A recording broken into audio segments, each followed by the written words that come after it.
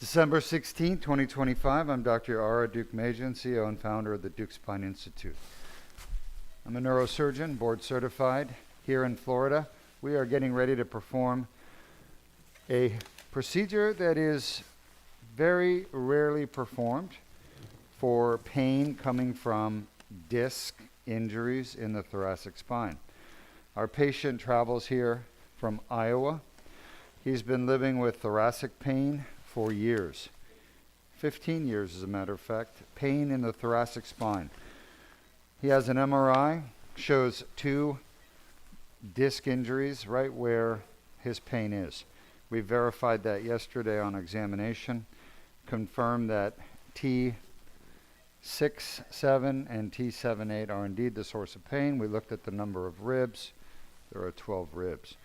So we're going to be counting from top down and bottom up to find 6, 7, 7, 8, and we've sort of identified it using X-ray. We will use intraoperative X-ray to localize and navigate to the spine. Any questions, type them up. In the meantime, Henry, if you don't mind sharing with the audience while we get access to these 2 discs with the needle, share with them the causes of back pain, 30 causes of back pain.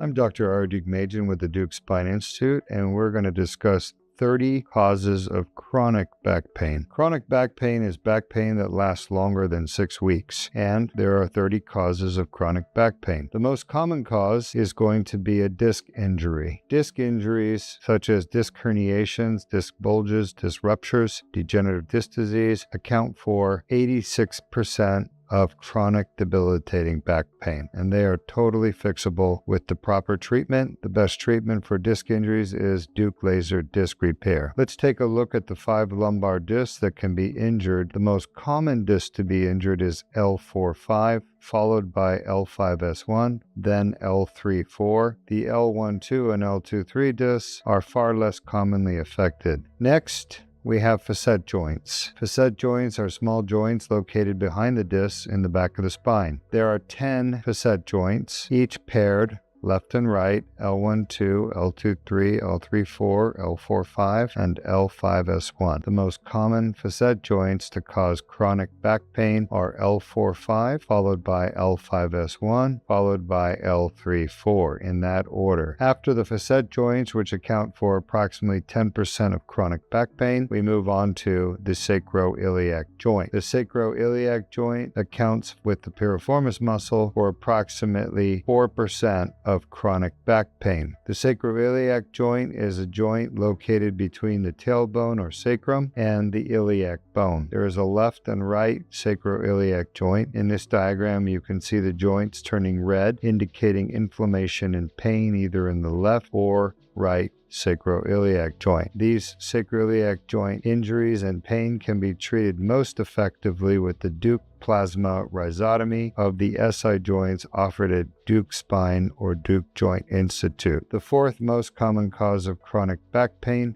is a piriformis muscle injury. The piriformis muscle is located in the buttock, and there is a left and a right piriformis muscle. The muscle gets torn, unfortunately, when people bend the wrong way. This usually occurs in patients with orthopedic problems such as hip pain, knee pain, or back pain. By bending improperly, they put the muscle under too much stress and they tear the muscle. The torn piriformis muscle causes severe debilitating pain in the top of the buttock. There is a left and a right piriformis muscle, and this can be treated most effectively with the Deuk piriformis muscle release. This is performed percutaneously with a 4mm incision. The sciatic nerve does run through the piriformis muscle, and many patients with piriformis muscle syndrome also have sciatic pain down their legs, with pain, numbness, tingling, and weakness in the leg that's affected on the side of the piriformis muscle. Piriformis muscle can be treated with injections such as steroids, Botox, PRP, or stem cells. However, those injections always wear off and the patients end up coming back with the piriformis muscle pain that reoccurs. The most definitive treatment for permanent relief of piriformis syndrome is a piriformis muscle release. Next, injuries to the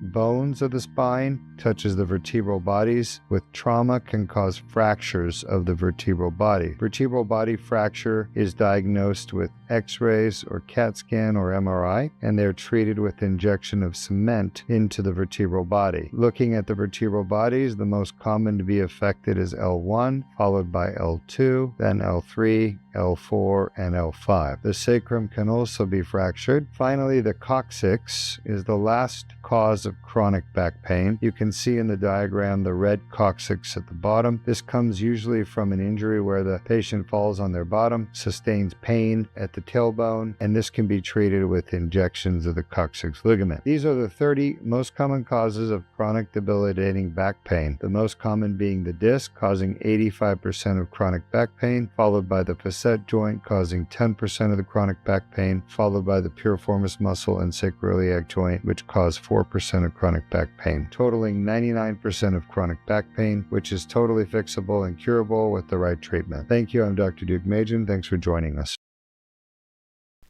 All right, welcome back. We are trying to get around the bones to get down to the disc. And Sean, we are making our way down. Jordan, can you get that disc a little bit more centered? That's 7-8. We want to get the wagon properly. I think we're past the bones. I think we got a shot. There it is. Let me get an AP. If you have questions, ask. We're in the process of accessing the 7-8 disc. That's looking pretty good. Go back to a lateral, 12, 11, 10, 9, 8, 7.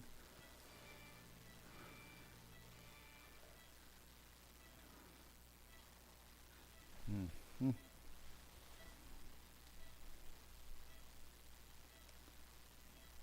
Sean? Sean? Sean? AP?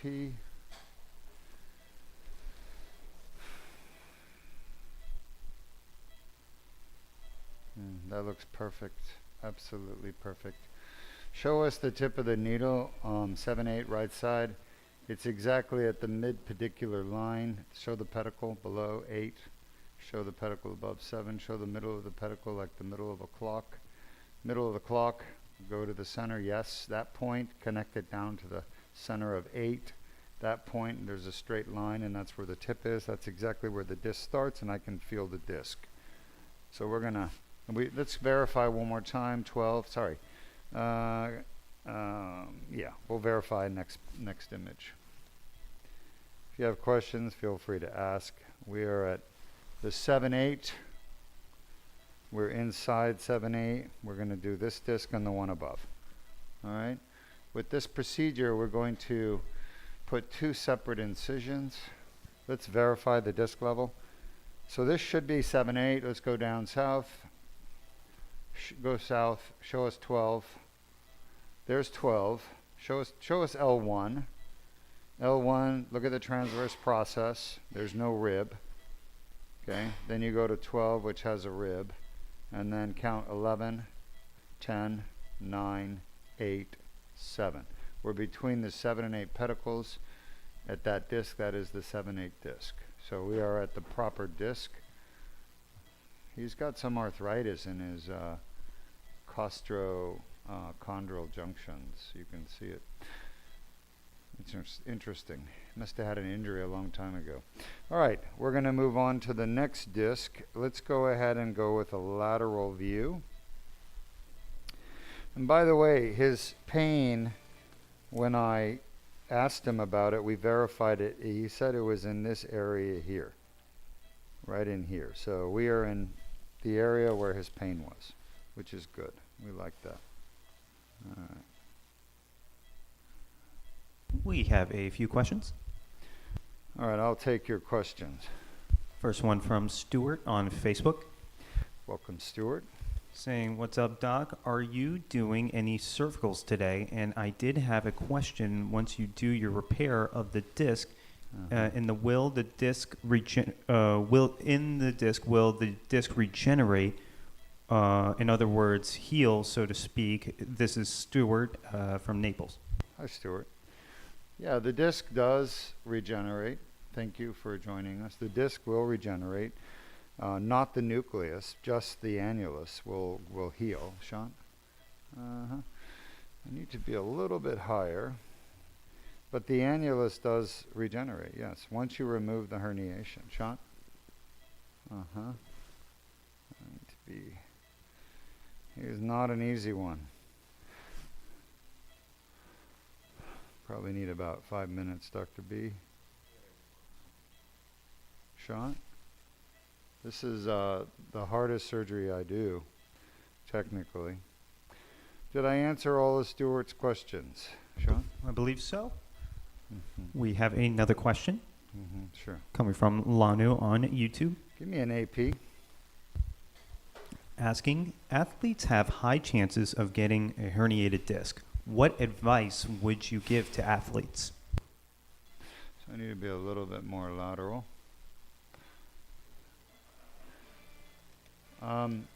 Look, athletes, honestly, it's just injuries that cause the herniated disc. So if you can practice your sport without getting an injury, then I think you're going to be fine. It's just injuries that cause it. So don't get an injury. I mean, that's the best advice. Be careful, warm up, Sean. Try to avoid contact sports if you can. I know that's hard for some people. Rugby, football, AP. But it's trauma to your spine that causes herniated disc, not anything else. So regular athletics will not do that. It must be traumatic injury. Must be trauma. It's a high impact, high force injury. Sean? Sean? By the way, as I do this, you guys can't see what I'm doing, but AP, I am using my thumb and my finger to adjust. See, the needle has a direction bevel, so you can actually use the bevel to direct the needle, but the technique that I use goes way beyond just using a bevel. You guys can't appreciate what I'm doing necessarily, but I'm actually pushing and twisting and pulling and snaking the needle to get it to go literally a millimeter or sub-millimeter direction change, which is necessary when you're working in this area. Sean? All right. Yeah, we're here. We're ready. All right, folks. So at this point, lay still. Don't move. Lay still. Questions. Lay still. Open your eyes for me. It's Dr. Deuk. Everything's fine. You're doing great. We're just getting started here. We need your help. You okay? He said he is okay. Don't move. Just lay still. Are you having any pain? 7889? A little bit. T7-889? All right, this is T8-9. Just take 3 deep breaths. You ready? Take a deep breath, nice and slow. 1. Oh, 7-8. All right, sorry, 7-8. And 2. And now 3.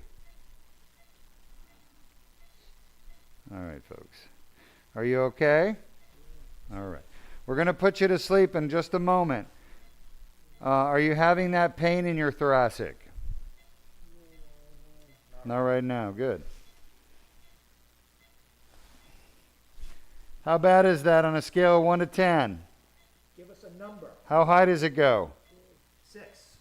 Is that where you get your pain? Yes, he said yes. All right. I know it's kind of hard for you to tell, but 6 is the highest it goes, or does it go higher? How high is it now, right now? The highest it went.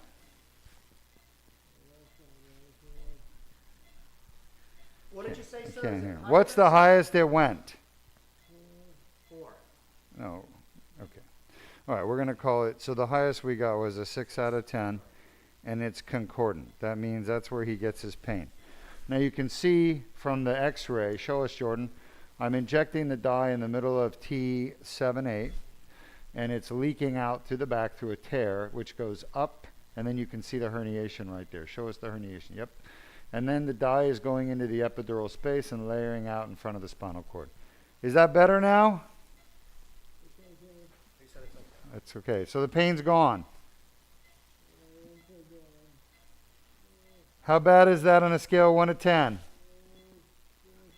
What's the highest? 7. I heard him say 7, 8. So 8. Is that where you get your pain? Great job. Congratulations. We identified your pain source.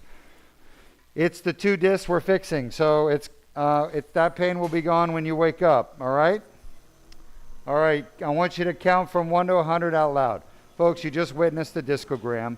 A discogram, called an evocative discogram, is a test where we put a needle into the disc that we think is painful.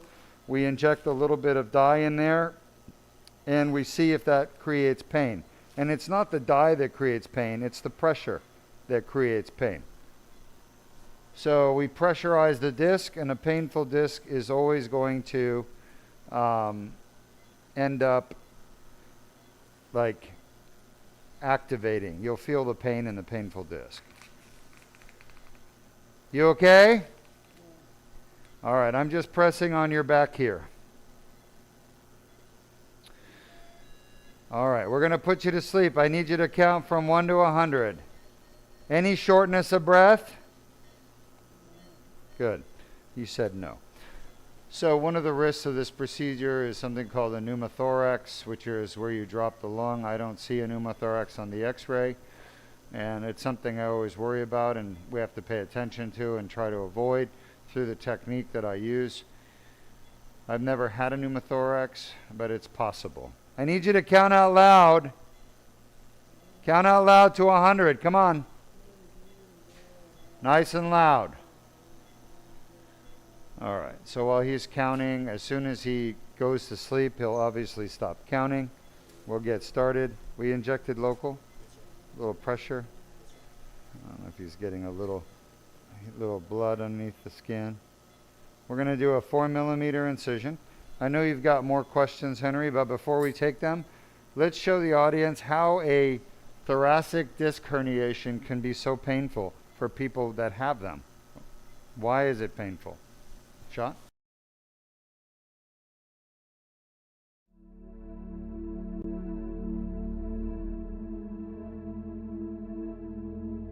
Disc injuries start with an annular tear, damaged nucleus. Pulposis herniates into the annular tear. The herniation triggers an inflammatory response within the annular tear. The inflamed annular tear generates pain signals. For more details, please visit our website or call us at 1-800-FIX-MY-BACK 349-6922. Welcome back. You can see from the video that trauma causes a tear in the back wall of your disc. At the same time, it crushes the nucleus pulposus and fragments the nucleus. And then over time, years, months, years, you're pushing out pieces of herniation. Those pieces of herniation, you're putting good pressure, they work their way out of the disc and into the tear. Once they get into your tear, they start to, they become a herniation. That's what a herniation is. It's where the nucleus pulposus has moved into the annulus fibrosus. A lot of people think a herniation is when the nucleus goes outside the disc, but that's not true. When a herniation is when one organ or tissue goes into another, that it shouldn't be there. That's called a herniation. All right, and there's lots of examples of herniation in medicine. The brain can herniate, through the skull. That's a herniation. The intestines can herniate in your groin. That's a herniation. Your intestines can herniate through a surgical defect in the front of your belly. That's a herniation. Let me do this. You just keep pressure. Okay, let me take care of this. So this guy has, anytime the nucleus moves into the annulus, it's a herniation. A lot of radiologists don't read those kind of herniations, but they're real, they exist, and more importantly, they are symptomatic. They cause symptoms. So it's important that we change what we're doing in medicine, and radiologists need to start recognizing Disc bulges are herniations, and they can be very painful for patients. Very painful. This patient has real herniations, and they are very painful for him. All right, we're working our way down to the disc.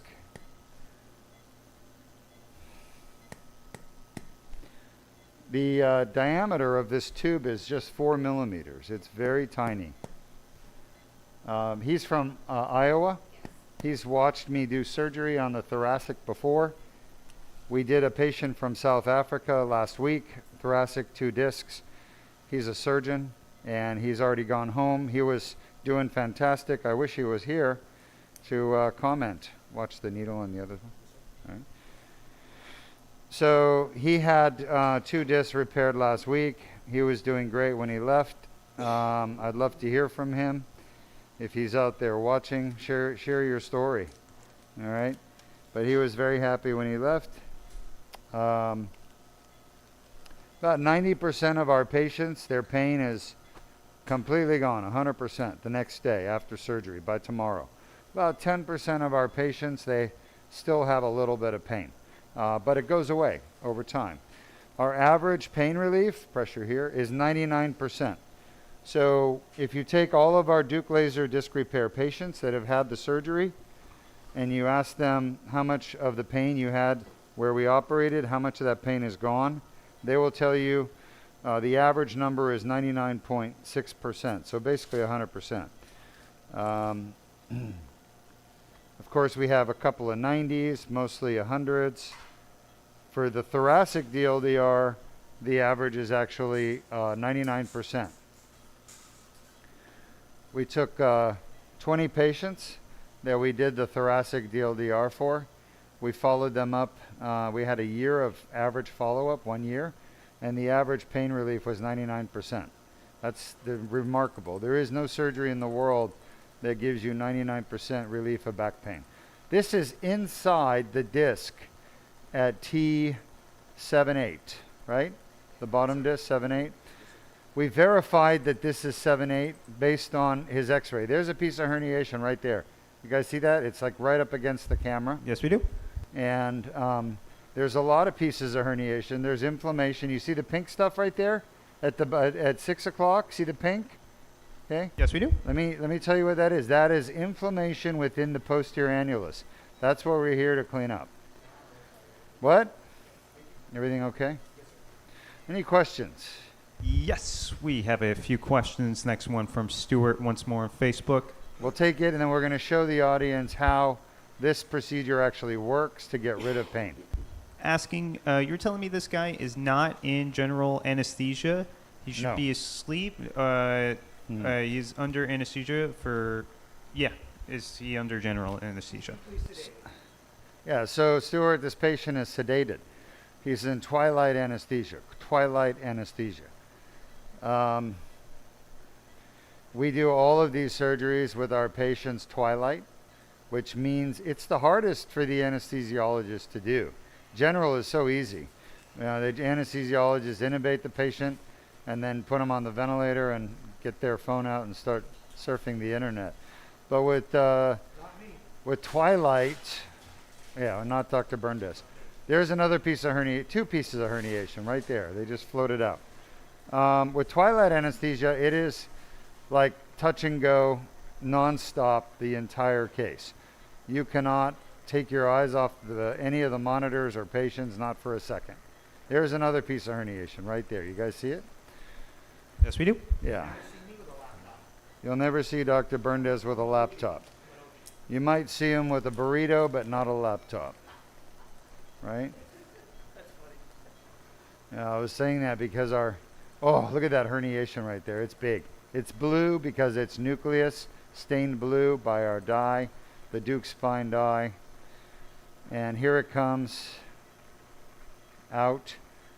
One thing I want to say is, and I'll tell you about our patient in a minute. Everybody expects their MRI to look different after surgery. It doesn't. That's because we're not treating a structural issue. We're treating a physiological issue that is based on really a microscopic structural problem. That is the tear and herniation, barely visible on any MRI, barely, and it's not the actual herniation that's outside the disc that causes symptoms. It's the herniation inside the annulus tear. We call that the interposed herniation, because it's interposed within the tear of the annulus. That is the source of back and neck pain and thoracic pain. That's what the video has showed you guys. So that's why we're removing it. So you cannot judge a person's source of pain based on an MRI. The MRI is good for confirming that the disc is injured, but all you need is a minimal injury to actually have pain. Okay? It's like a thorn being stuck in your foot. That thorn is tiny, tiny, tiny, but it's embedded in one spot and it creates what's called an inflammatory response. And it's not the thorn that hurts, it's the inflammation that your body is trying to remove that thorn. That's really what causes all the pain. It's the inflammation, the redness, the swelling. That's what brings the tenderness and pain. So we know as doctors that inflammation is painful, right? If you study the inflammation and you go back 100 years, the pathologist described it as rubor, which is redness. Rubor, color, which is hot. So rubor is redness, hot is color. Tumor, T-U-M-O-R, is swelling, and dolor is pain. So one of the four hallmarks of inflammation are redness, swelling, heat, and pain. Okay? So this lesion right here, which is inflamed, is the source of his pain. It's the annular tear. I have been trying to teach doctors about this for 20 years, but they don't listen. They don't care. They just want to keep doing what they were taught to do in their training programs during residency training, which is laminectomies, discectomies, fusions, artificial discs, because that's where the money is. That's what the insurance companies will pay for. And that's what they do. They do what their insurance will pay them to do. At Deuk Spine, we don't do what the insurance companies pay us to do. We do what's best for the patient. And a lot of times, it's not what the insurance companies are going to pay for. So we're not here to do the bidding of the insurance companies. We're here to do the bidding of our patients. It's a very different philosophy, and many people don't understand it. They don't relate to it, okay? Insurance companies are not here to make you well. If they were, America would be healthy. America would be the healthiest nation in the world. We used to be the healthiest nation in the world. America used to be the healthiest nation in the world 30 years ago, all right, back in the 80s and 90s. What's changed? Well, the insurance company's denial rate has changed. The Wall Street Journal published that last year in 2024, there were 850 million health insurance denials by health insurance companies. That means when the doctor said you need this test or this treatment, 850 million times the insurance company said no, we're not paying. It's called a denial. Most people don't know this, but it's true. Very, very true. The insurance companies are denying more procedures this year than any other year in history. And it's a shame because doctors are trying to make patients well by doing treatments to help people get better. And insurance companies are denying these treatments, denying payments. Okay, they don't tell you can't do the treatment. They tell you we're not paying for it. So, of course, how can you afford to do a treatment on a patient if it's not being paid for by the insurance? The answer is you have to ask the patient for the money.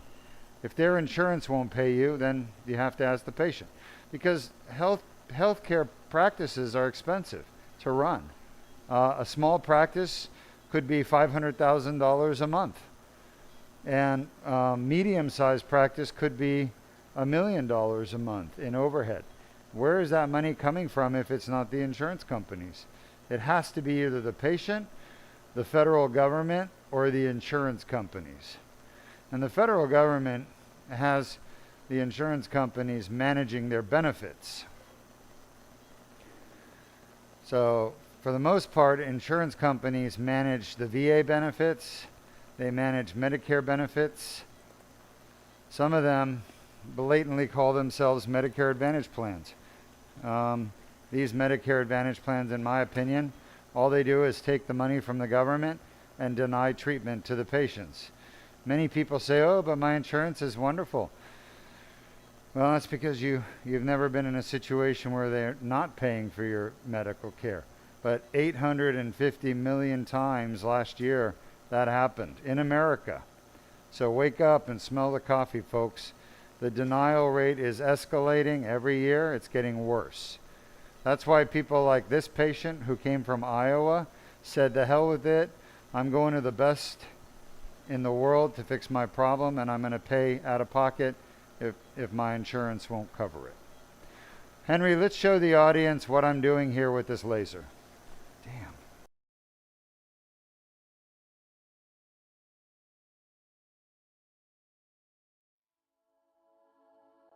Disc injuries are a common cause of chronic thoracic back pain.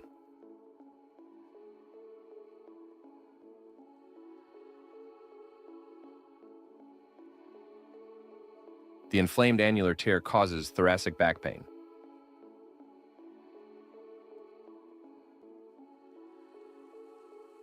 A 1/4-inch size skin incision is made. A small tube is inserted with no damage to the bones or soft tissues.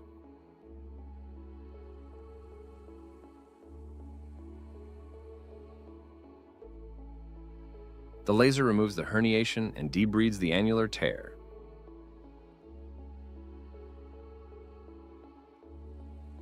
The annular tear heals on its own after the procedure, which can take up to 12 months.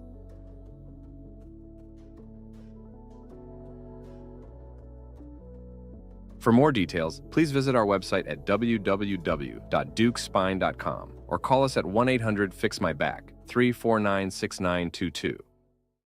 Done. Welcome back. You can see from our video we use the laser to remove the herniation, the inflammatory tissue, the scar tissue, the calcium that accumulates here. You see the gold stuff? That's all calcium, by the way. It's called dystrophic calcification. This patient is doing amazing. Our anesthesiologist, Dr. Berndez, is killing it. Not the patient, he's just killing his job. It's an expression, don't take it the wrong way. Patient's doing amazing. We're just about finished here.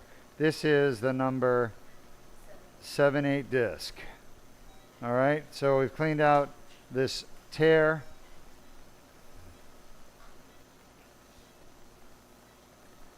Very nice people from Iowa.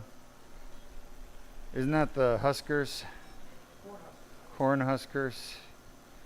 All right. About 10 seconds left here and I'll be done. I'm going to take one more pass. I have pulled my tube back.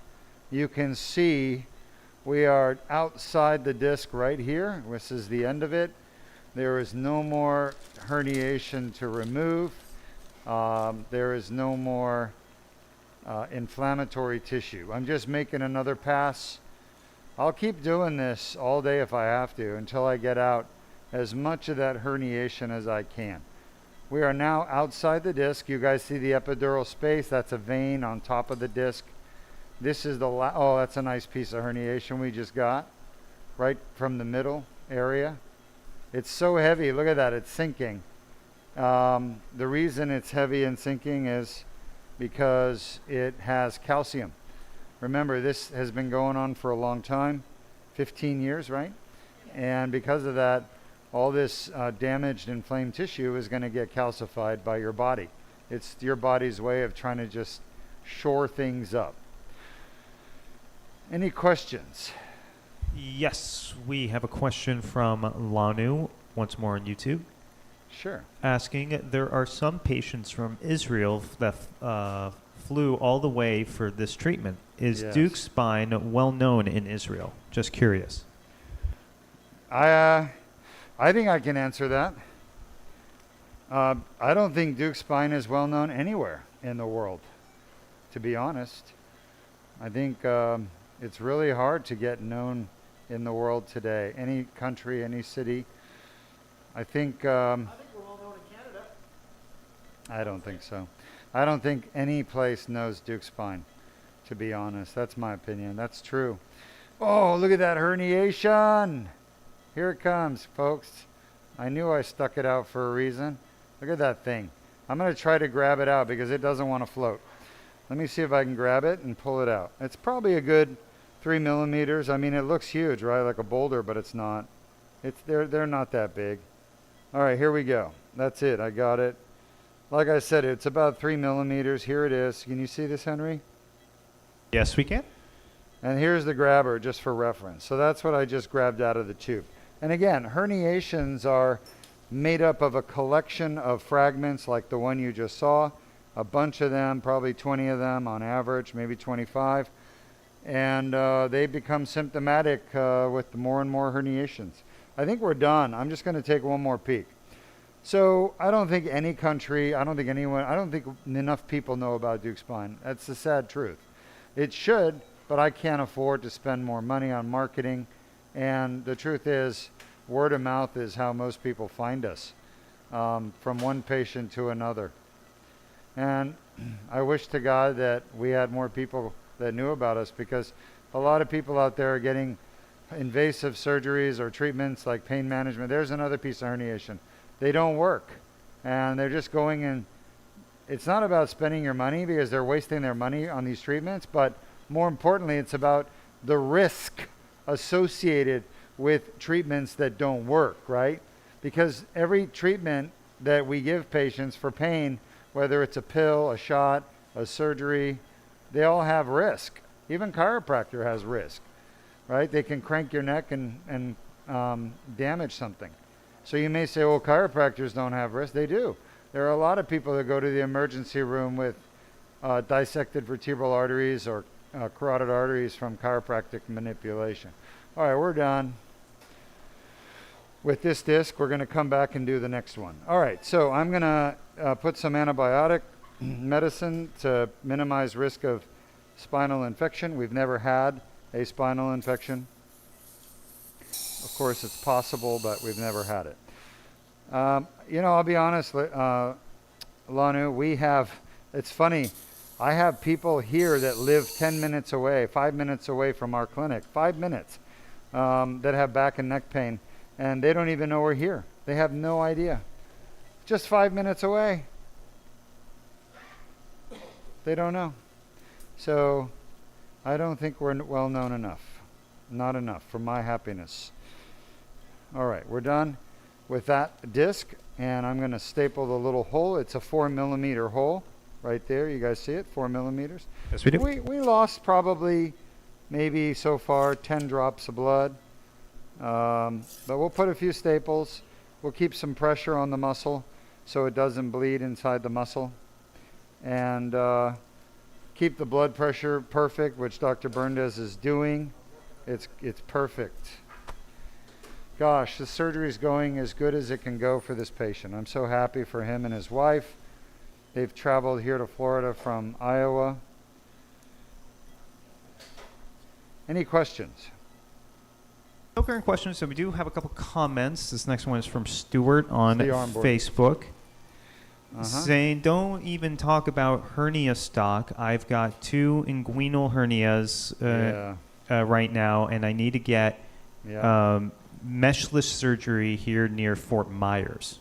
Yeah. So you understand what I'm talking about.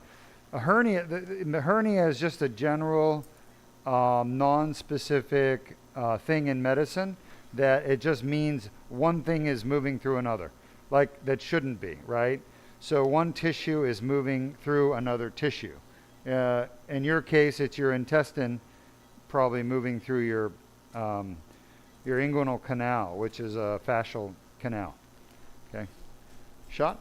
All right, we're just about into the disc, the next one, we fixed the bottom one. We're going for number 2. Patient is stable. He's doing very well. I'll be honest, I love doing this surgery because it helps people, but I hate doing this surgery because it just makes me nervous. Yeah, you heard me right. Do surgeons get nervous? Sure we do. We don't like doing what we have to do, but we do it because we know it's helping the patient. You know, I don't like doing this. I'd rather be at Universal Studios walking around with my wife, you know, buying a turkey leg or something, but this is stressful, and we take the stress, we take the radiation, we take all the pain and discomfort that comes with surgery to improve our patients' lives. It's a sacrifice doctors make, and you know, it is what it is. All right.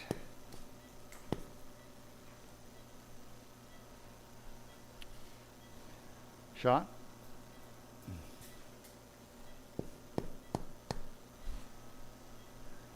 You see why we use the Raytech? Yes. So you got to pull that out before you sterilize it. Using is fine. Yeah, he's fine. There's no bleeding. Blood pressure is exactly where I want it. Any questions?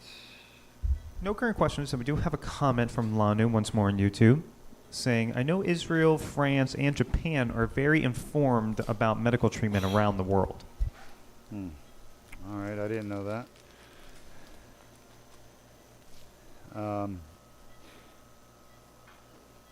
Look, Lanu, here's the problem.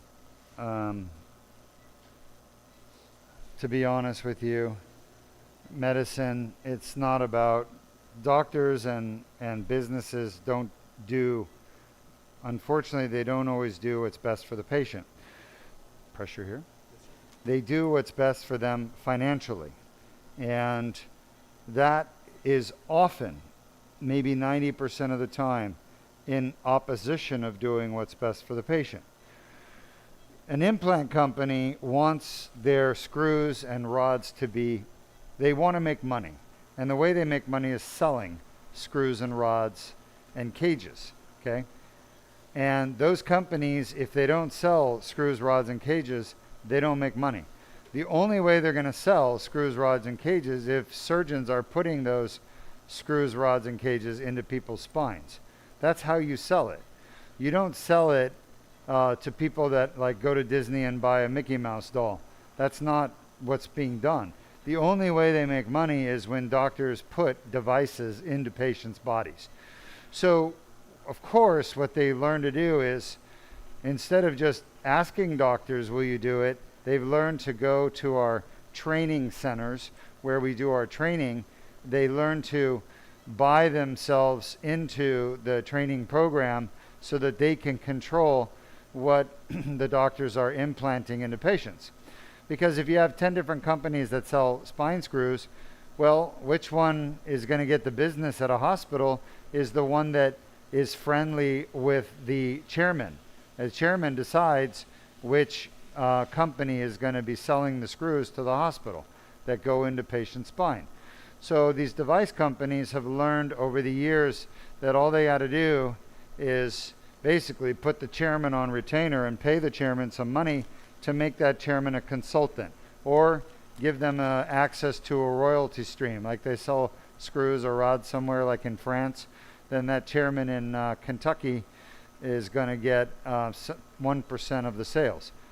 So it's all these arrangements, they're financial arrangements between implant companies and doctors or organizations that is driving the business of putting these invasive treatments onto patients with the implants. That's what's happening. That's what I've been exposing. And that's what's wrong. It's wrong because it's hurting patients. It's not helping patients. It's hurting them. When you have this surgery available instead of cage and fusion, the doctor should be recommending a better surgery for the patient.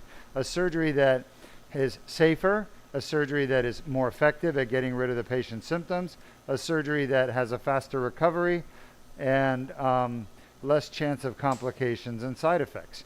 That's what everyone should be doing. This surgery should be, Deuk spine is what every spine surgeon that treats their patients with degenerative spine condition, in my opinion, they should be sending their patients here, okay? If there was a company called Company A, and Company A developed a cure for cancer, right? Brain cancer, let's just call it brain cancer. Then every doctor that has a patient with brain cancer should be sending their patient to Company A for treatment, okay? Because no other doctor can cure brain cancer. We don't have a cure. So rather than just operate to make money on the patient and put in things that don't cure the patient, we should be sending our patients to the company that will cure that brain cancer. See, if I say brain cancer, it's easier for people to relate to. But it's the same thing with back pain. There is no cure for back pain except at Deuk Spine. We have the cure. We guarantee it's going to work. And we'll keep treating you if it doesn't, on our dime.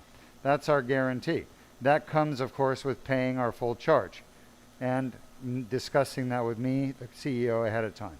So we have a contract in writing. Okay? We don't mess around. Any other questions, Henry? At this moment, no current questions. Now, if you have somebody who has back or neck pain and they're suffering with it, feel free to submit your MRI for review. We do it for free. We do it over Zoom. There is no cost for this service. It is free to you because we want to help you. The way we help you is by first telling you what's wrong, what's causing your pain. The second way we help you is by fixing it. So it's a two-step process. Diagnose and treat. We can't treat you if we don't diagnose you. And we can't diagnose you if you don't let us. So we figured the best way to do this is to offer a free diagnosis. It's reconnected, but it keeps coming off. Okay. We're almost done. Berndes, I've got 8 minutes left. Yeah, we got to do the DPR. Sure.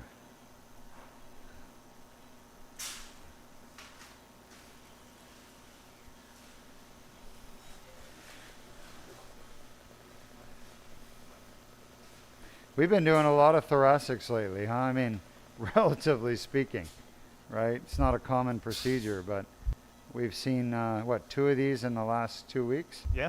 We had one last week, yeah. Huh? That patient did great. South Africa. He flew all the way from South Africa for his two discs in his thoracic to be fixed. And he's a surgeon from South Africa. So he knows. Mm-hmm.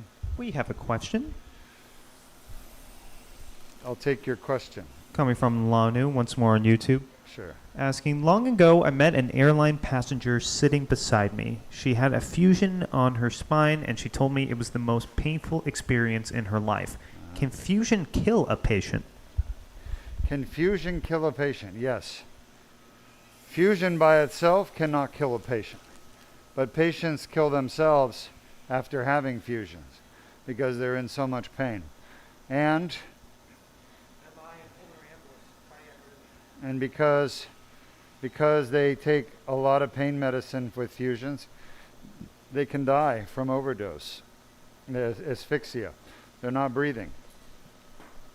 You see, if you have a fusion, you must take narcotic painkillers. There is no way around it.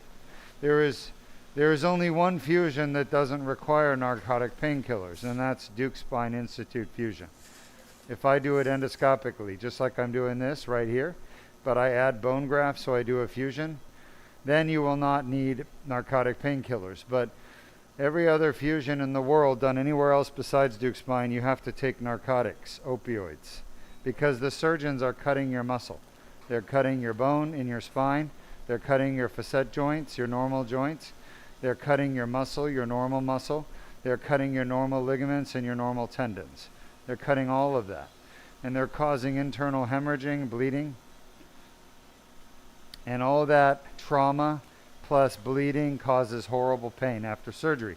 So patients who have fusions must take narcotics. I don't know of any surgeon or patients that's not taking narcotics after a fusion, except for ours. Again, they have our endoscopic fusion, then they don't need it.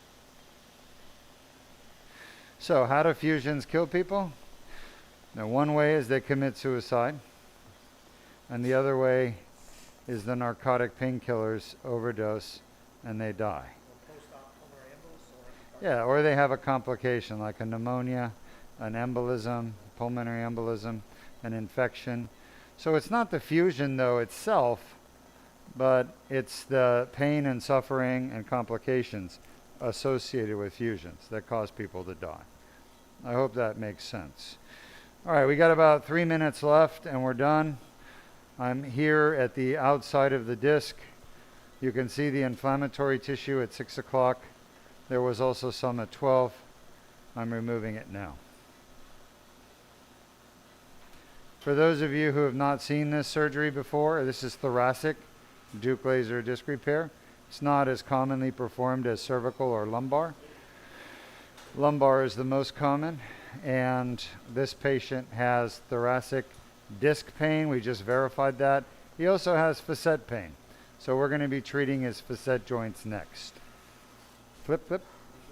About 2 minutes. We'll take the last questions, and then we'll end the stream and come back with our facet treatment. At this moment, no current questions. All right. Well, we're just about done. This should be the last piece of herniation, and then we will show you guys the incision, how small it is, and then we'll end the stream. We'll come back for our Deuk plasma rhizotomy. What time is it? 11:17. Oh, it's early. Huh. I'm on countdown till burrito time. One of our lovely patients who we did laser surgery a week ago, 2 weeks ago maybe, she's bringing in food for the entire office. And it's not any food. She's specifically bringing in Mexican food. And we all love Mexican food, especially me, which is why I'm confiscating all of it and ordering you guys pizza. I heard Dr. Patel's getting vegetarian for us. Oh yeah? Well, special treatment, huh? For Dr. Patel. That laser fiber is 1/2 of a millimeter, 0.5 millimeters. Look at all that scar tissue. Amazing, huh? The blue stuff is the degenerated nucleus. Just about done, probably 1 minute and counting. Flip it. Any other questions? Yes, we have a question from Thomas on YouTube. Oh, and we just got another question. But first question from Thomas asking, have you advertised via billboard in Melbourne? We did advertise by billboard a long time ago, 20 years ago. But never really got anybody saying they saw us on the billboard. And we were spending $1,000 a month. So we decided, no, we can't afford to do that. We just can't. So we stopped. There's a lot of advertising opportunities, Thomas. The problem is we can't afford it. We don't have the money. We're not a big hospital like Health First. You know, they want to put us out of business because we're taking their business away. All these hospitals hate us because we do surgery outpatient. We don't take patients to the hospital. All right, we're done. All right, we'll take the last question and we'll be done. Last question coming from Roger on YouTube asking, what prevents the disc base from collapsing in the future, and is this procedure still possible if the herniation has calcified in the spinal canal? That's a great question. So to answer your question, what keeps the disc space from collapsing? The disc heals itself. So as soon as we're done, the next day, the healing process will start. And it'll take 9 months to fully heal the disc. So once it's healed, it won't collapse anymore at all. It's done collapsing. As far as calcified disc, if your disc is 100% calcified, solid rock, this procedure will not work. Then again, if it's a solid rock calcified disc, the chance that it's causing symptoms is almost zero. So it's probably not the calcified disc. Calcified discs do not cause pain, ever. They only cause pressure on the spinal cord or nerves. So calcified discs never cause pain. They cause weakness in your legs or your arms. All right, we're done. We'll be back in a few minutes with our Deuk plasma rhizotomy for his facet joint pain. We've just completed treating 2 discs that were painful. Now we're going for the facet joints next to the disc.